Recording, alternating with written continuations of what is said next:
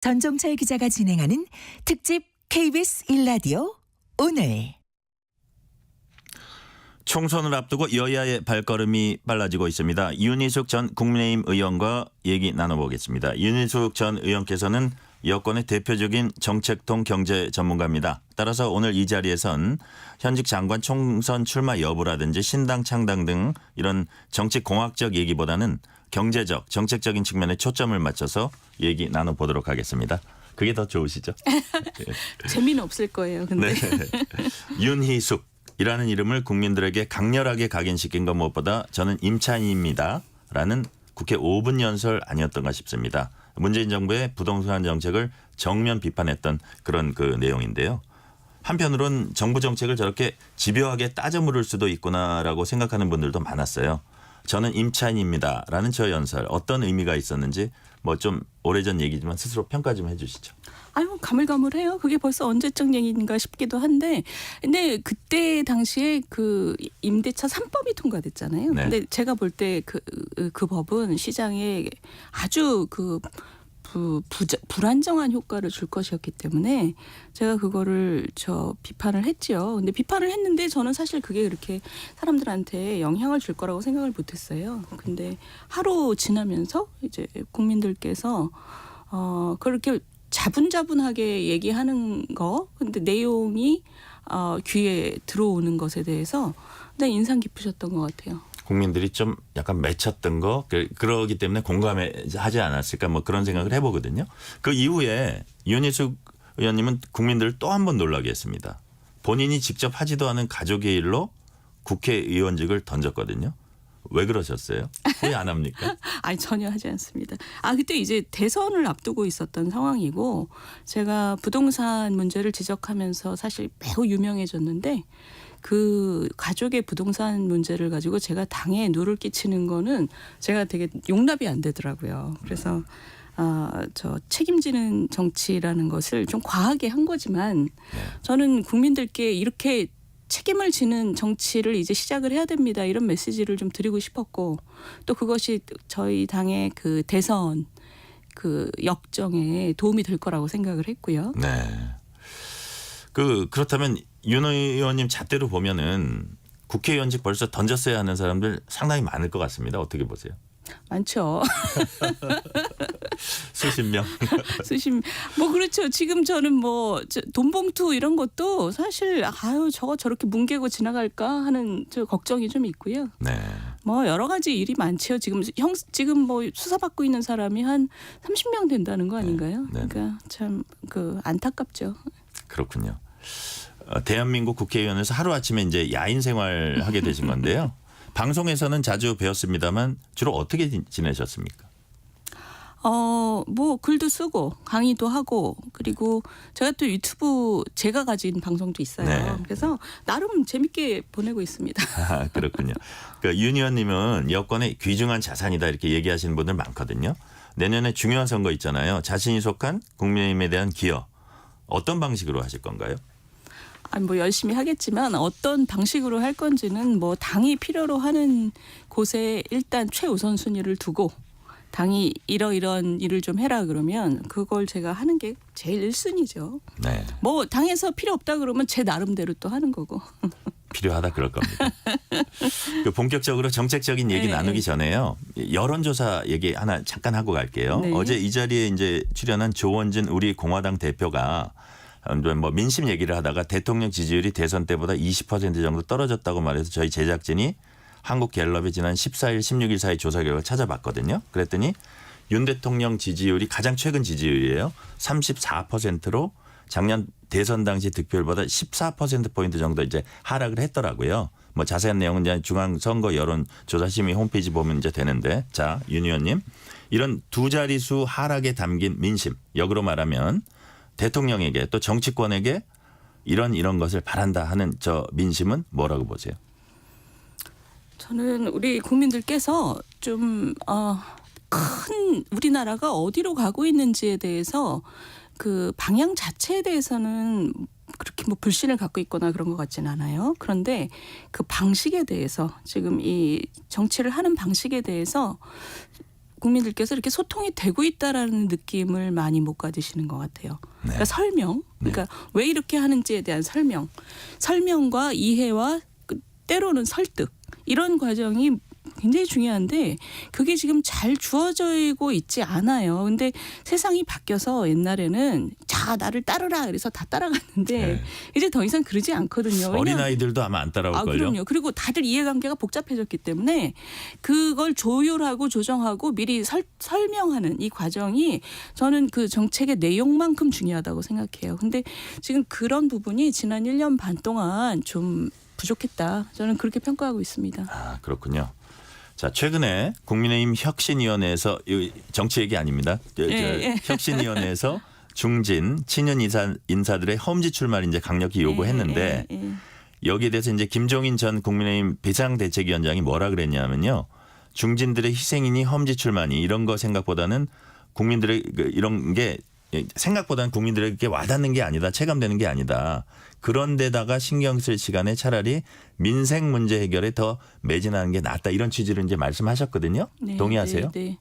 아니 둘 다 중요하죠. 네. 저는 그 중진 의원들 뭐 어디 가라 이런 얘기는 사실 그 내부에 대한 얘기인 거 맞아요. 그래서 뭔가 좀 정치공학적으로 니들끼리 알아서 해 이런 마음이 국민들 마음에 있을 수 있어요. 네. 그런데도 국민들께서 거기 관심을 가지는 이유는 이게 어떤 정치에 대한 염증이 그 물갈이 기득권을 좀 내려놓고 뭔가 좀 그 희생하는 모습 이런 것을 갈구하는 마음들이 국민들 마음에 있어요. 네. 맨날 저 얼굴 좀 그만 보고 싶어 이러니. 그래서 김종인 위원장께서 말씀하신 것도 저는 분명히 중요하죠. 민생에 대한 얘기, 국가의 미래에 대한 얘기가 훨씬 중요한데 네. 지금 이 부분에 대한 것도 무시할 정도는 아니다. 그렇게 생각합니다. 상당히 중요한 부분이다. 그렇죠. 예, 의미 있다. 1992년 미국 대선 이제 기억하실 거예요. 빌 클린턴 민주당 후보가 부시 대통령을 누르고 당선됐어요. 그때 큰 역할을 했던 게 바보야, 문제는 경제야라는 캐치프레이즈 구호였습니다.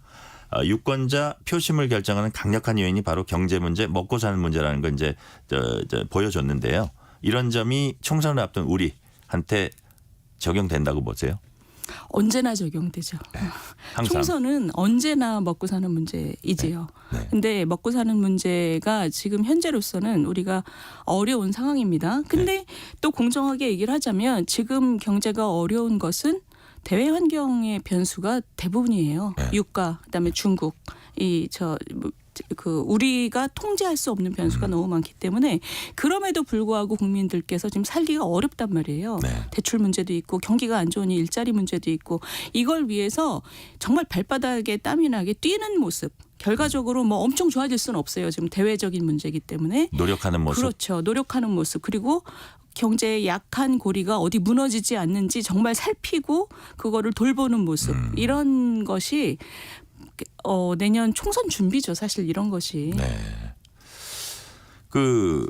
이 대목에서 이제 경제 상황 잠깐 짚어보려고 그러는데요. 아주 단순화시켜서 단순 무식하게 이제 얘기하면 경제 상황 좋으면 여당 유리, 경제 상황 나쁘면 야당 유리 이렇게 이제 얘기하기도 하는데 지금 한국 경제 상황 큰 틀에서 요약해 주시면 어떤 상황입니까? 큰 틀에서 네.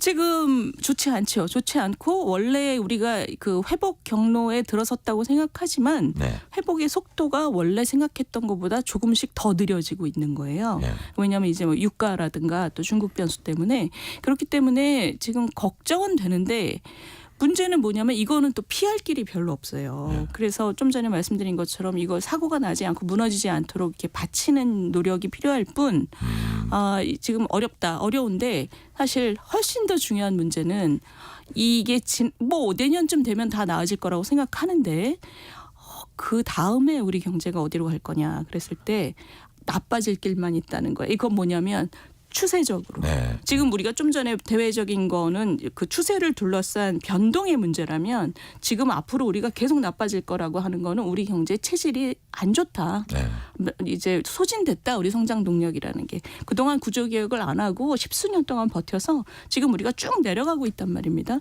이게 훨씬 더 중요한 문제죠. 그렇군요. 그게 이제 누구의 책임은 아니더라도 어떻게 선거를 앞둔 여당 입장에서는 좀 긴장해야 될 대목이기도 한 것 같아요.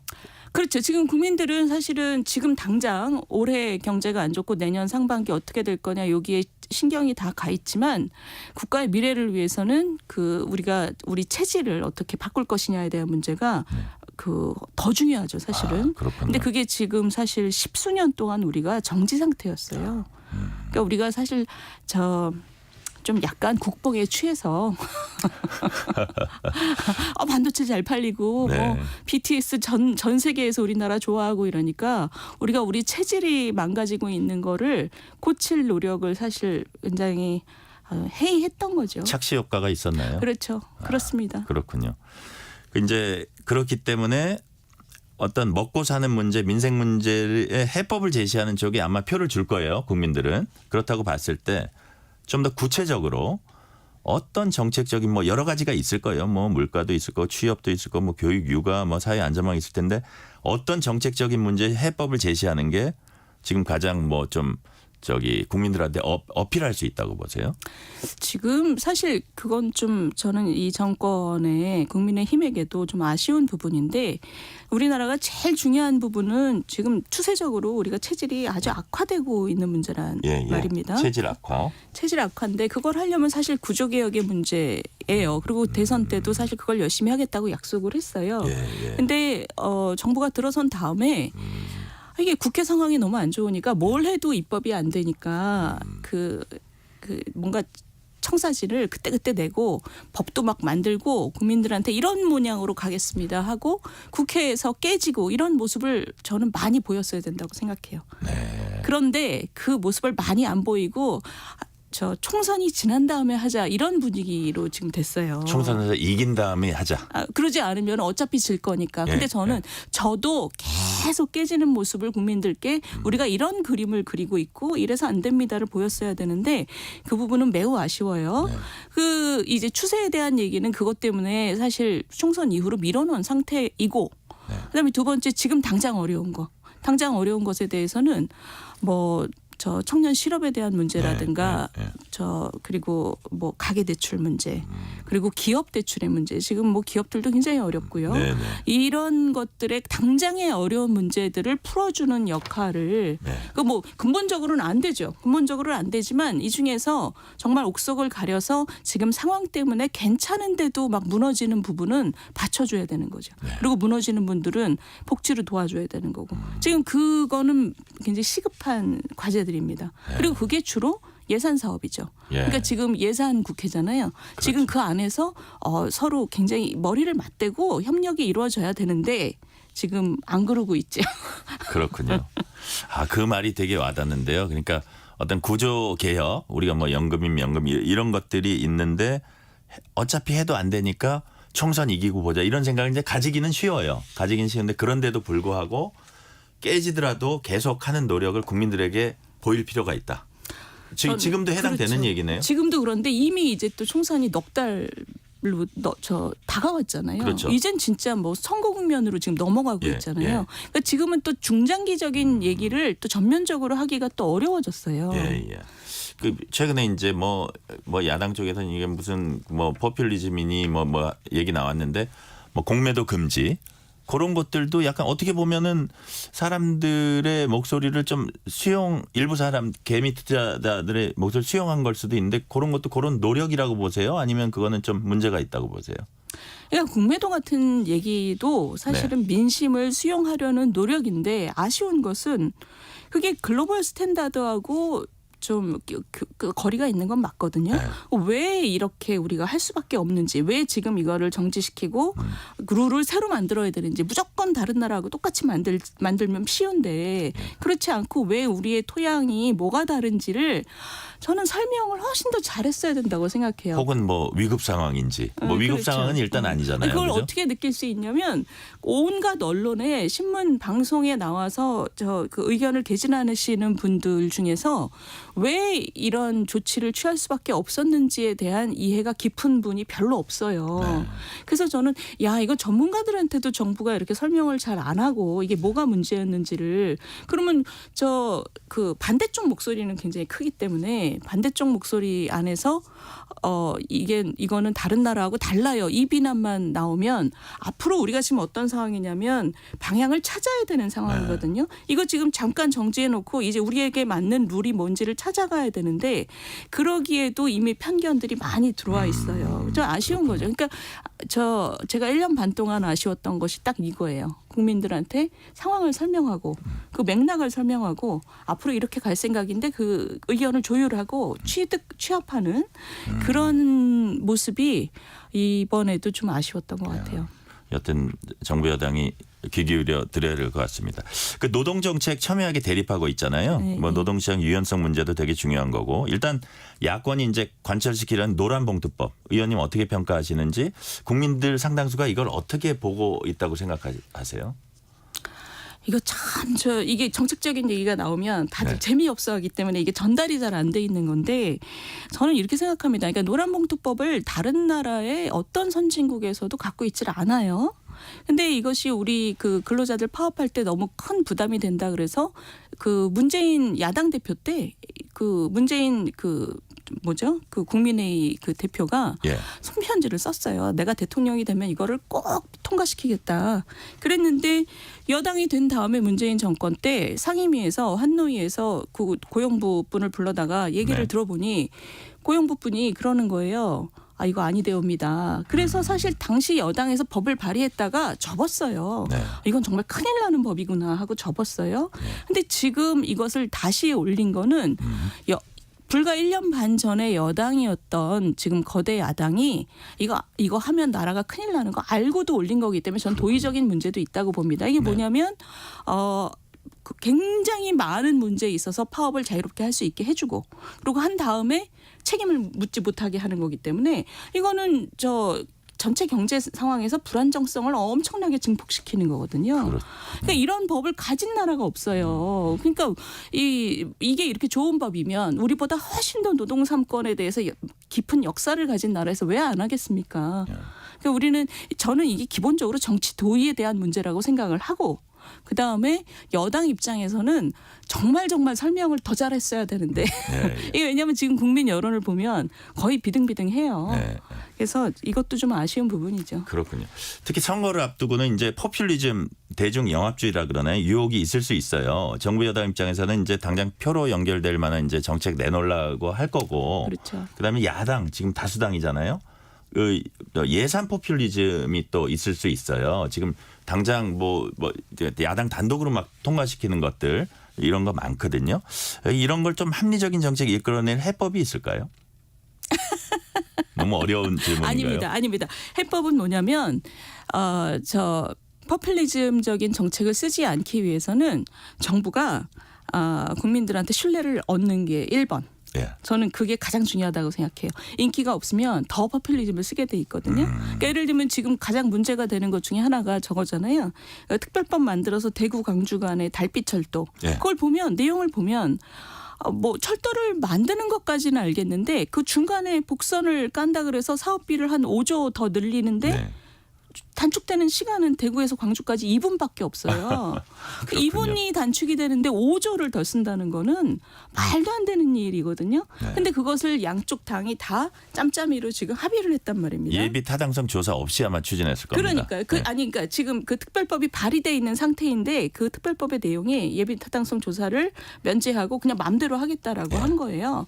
그러면 지금 선거가 다가오는데도 여기서 노라고 얘기를 하고 우리 만드는 건 만든다 하더라도 따져봅시다. 이게 예비타당성 조사잖아요. 따져보고 최적의 방식을 찾읍시다. 정말 2분 빨리 가려고 5조를 쓰는 게 우리 국민들이 이것을 납득할 수 있어요. 여기에 대해서 따져보자는 얘기를 저는 여당이 했어야 된다고 생각을 해요. 근데 못하고 있는 이유가 지금 인기가 없다는 그 마음 때문에 지금 자신이 없어서 저러는 거거든요. 그렇군요.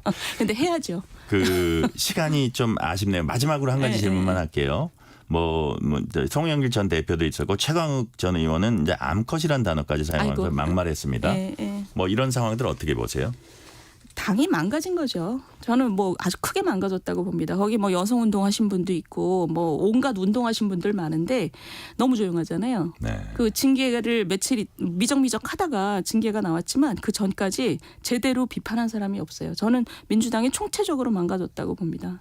이 막말 사태를 보시면서 망가졌다. 네. 여기까지 말씀 듣겠습니다. 윤희숙 전 국민의힘 의원이었습니다. 고맙습니다. 감사합니다.